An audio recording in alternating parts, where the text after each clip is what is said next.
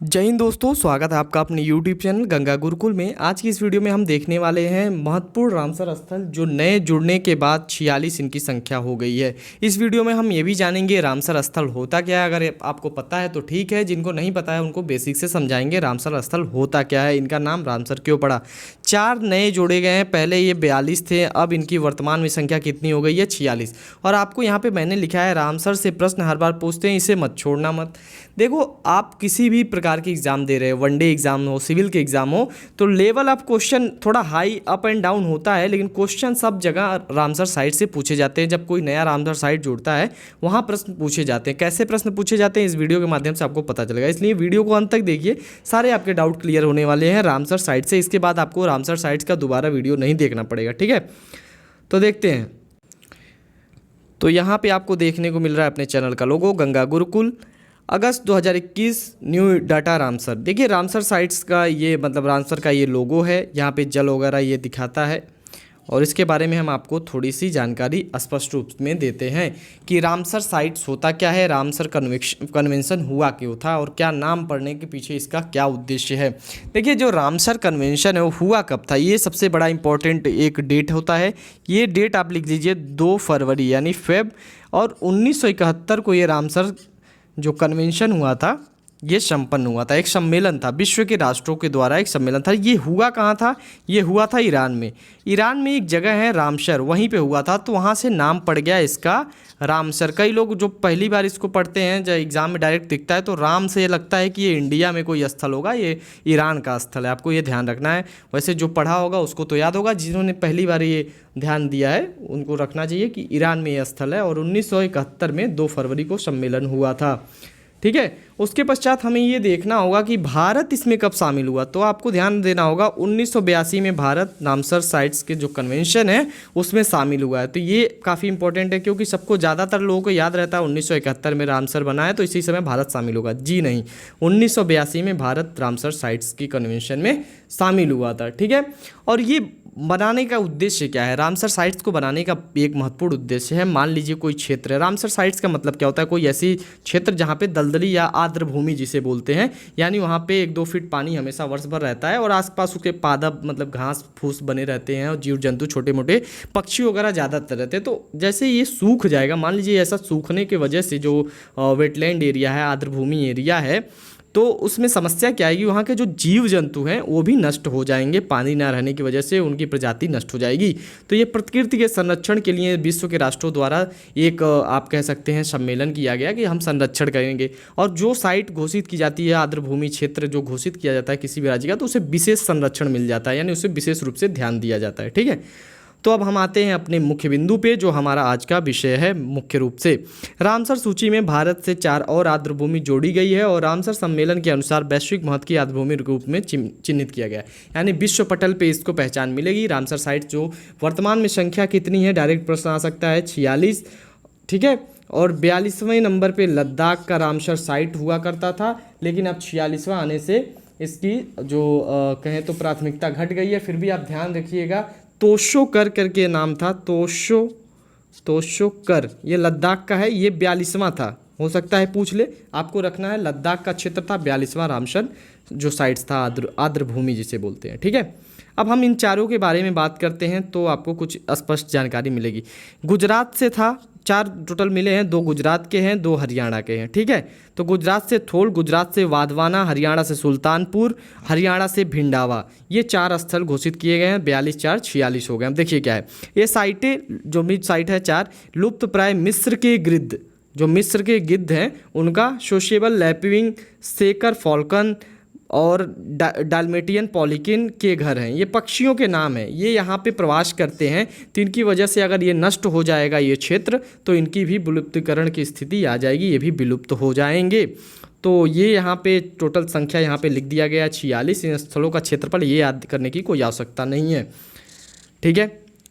यहाँ पे भी बताया है रामसर सूची क्यों बनाई गई है, आपको यहाँ पे लिखना चाहें तो आप लिख सकते हैं, और आपको प्रयास करूँगा एक टेलीग्राम के माध्यम से सारे PDF आपको प्रोवाइड करूँ, ठीक है। आर्द्रभूमि का महत्व, आर्द्रभूमि जैव विविधता, जैसा कि मैंने बताया वहाँ बहुत सारे जीव जंतु रहते हैं, उसकी वजह से भूजल को शुद्धिकरण और बाढ़ सूखे के खिलाफ एक प्रकार के, मान लीजिए कोई क्षेत्र है जहाँ पे हमेशा जो पानी का एक स्तर बना रहता है तो उसमें बाढ़ भी आती है तो भी वो एब्जॉर्ब कर लेता है। तो उसके लिए बाढ़ क्षेत्र और सूखाग्रस्त क्षेत्र के लिए भी रामसर साइट जो आर्द्रभूमि क्षेत्र होता है काफ़ी महत्वपूर्ण हो जाता है। और कार्बन सिंक, देखिए सबसे इंपॉर्टेंट है, यूपीएससी लेवल का क्वेश्चन है। कार्बन सिंक के रूप में कार्य करते हैं, शहरी बाढ़ को रोकने के में महत्वपूर्ण भूमिका निभाते हैं।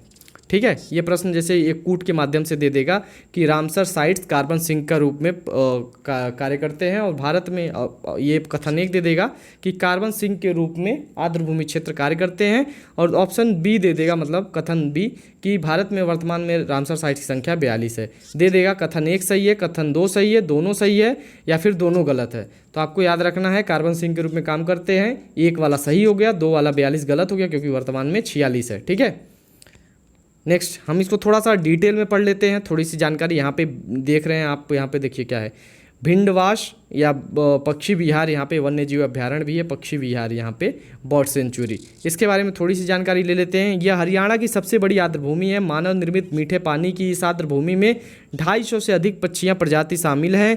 यहाँ पे 250 से अधिक पक्षियाँ रहती हैं।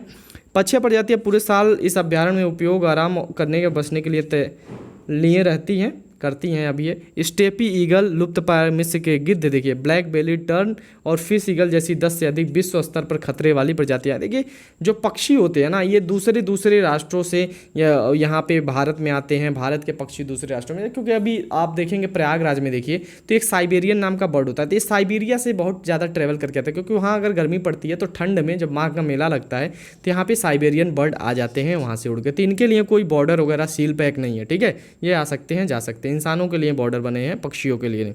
देखिए ये सुल्तानपुर राष्ट्रीय उद्यान, आपको ये ध्यान देना है, इसके बारे में कुछ डिटेल में हम देखते हैं। ये हरियाणा का यह पार्क निवासी, शीतकालीन प्रवासी और स्थानीय प्रवासी पक्षियों, जल पक्षियों के 220 से अधिक, उसमें 250 था, इसमें 220 है। थोल झील वन्य जीव अभ्यारण्य, अब थोल झील के बारे में हम बात करेंगे। ये गुजरात में है, मध्य एशियाई फ्लाईवे पर स्थित 320 से अधिक पक्षियों की प्रजाति, 30 से अधिक संकटग्रस्त जो जल पक्षी प्रजाति जैसे गंभीर लुप्तप्राय सफ़ेद पंख वाले गिद्ध। अब देखिए सफ़ेद पंख वाले गिद्ध जो हैं ये लुप्तप्राय जाति में आते हैं, लुप्तप्राय पक्षी में आते हैं। ठीक है, लुप्तप्राय पक्षी, तो आप इनको ध्यान देना है। सफ़ेद पंख वाले ये कहाँ मिलते हैं, ये आपको ध्यान देना, थोल झील वन्यजीव अभ्यारण्य गुजरात में। ठीक है, लास्ट है हमारा बाधवाना वेटलैंड, ये भी हमारा गुजरात में स्थित है। 2 हरियाणा 2 गुजरात, तो यह गुजरात में स्थित है। एक अन्य अंतर्राष्ट्रीय स्तर पर महत्वपूर्ण आर्द्रभूमि है, यह अपने पक्षी जीवन के लिए प्रसिद्ध है। यह मध्य एशियाई फ्लाईवे पर प्रयास करने वाले जल पक्षियों को सर्दियों का मैदान प्रदान करता है, यानी यहाँ पे सर्दियों में पक्षियों का निवास होता है। अब एक प्रश्न और आपसे बताता हूँ मैं, जो काफ़ी इम्पोर्टेंट है, आपको बताना होगा कमेंट बॉक्स में कि सर्वाधिक, देखिए इससे लिख नहीं पा रहा हूँ लेकिन आपको सुनाई दे रहा है, ये कलम से काम चलाऊँ ही होता है, यहाँ पे दोबारा लिखता हूँ मैं, सर्वाधिक रामसर साइट RS लिख देता हूँ, किस राज्य में है, किस राज्य में है। ठीक है, काम भर का लिख दिया हूँ क्वेश्चन मार्क। आपको इसका उत्तर कमेंट बॉक्स में देना है। देखते हैं सबसे पहले और सबसे जल्दी कौन कमेंट करता है। सबसे फास्ट वीडियो अपलोड करने के बाद आप जब भी वीडियो देखें आप कमेंट जरूर करें, सबसे ज़्यादा किस राज्य में है आप। और सबसे बड़ी बात, आपको एक इम्पॉर्टेंट फैक्ट बता देता हूँ जो आपको याद रखना है। आप जिस भी राज्य से संबंधित हैं, मान लीजिए आप यूपी के हैं, बिहार के हैं, कहीं के भी हैं, तो आप उस राज्य के जो रामसर स्थल हैं उनको आप मिस मत कीजिए। जैसे यूपी में है तो यूपी के सारे जो रामसर स्थल हैं किस क्षेत्र में है, किस जिले में है, आपको याद होना चाहिए, क्योंकि डायरेक्ट प्रश्न वहाँ से आते हैं। तो स्टेट के हैं, सभी स्टेट के आप 46 के 46 रटने मत बैठ जाइएगा, कई लोग इसको रटवाने लगते हैं, वो फालतू काम होता है। इसके फैक्ट डायरेक्ट क्वेश्चन आते हैं और जो नए बनते हैं वहाँ से क्वेश्चन आते हैं, तो आपको चारों याद रखना है। और जो लद्दाख का 42वां था उसका भी आपको ध्यान रखना है, तेसोकर नाम से लद्दाख का 42वां रामसर स्थल था। ठीक है, तो वीडियो शायद बड़ा हो गया है और मैं प्रयास करूंगा आगे से शॉर्ट वीडियो बनाने का, लेकिन जो डिटेल्स होता है वो देना ज़रूरी होता है। तो बस यही था। वीडियो अच्छा लगा हो तो लाइक कर दीजिएगा, लाइक करने में कंजूसी नहीं, और मन करे तो चैनल को सब्सक्राइब कर लीजिएगा, क्योंकि ऐसे ही लेटेस्ट अपडेट आपको बहुत सारी चीज़ों के एग्ज़ाम से संबंधित मिलते रहेंगे। तो मिलते हैं वीडियो में, धन्यवाद, जय हिंद।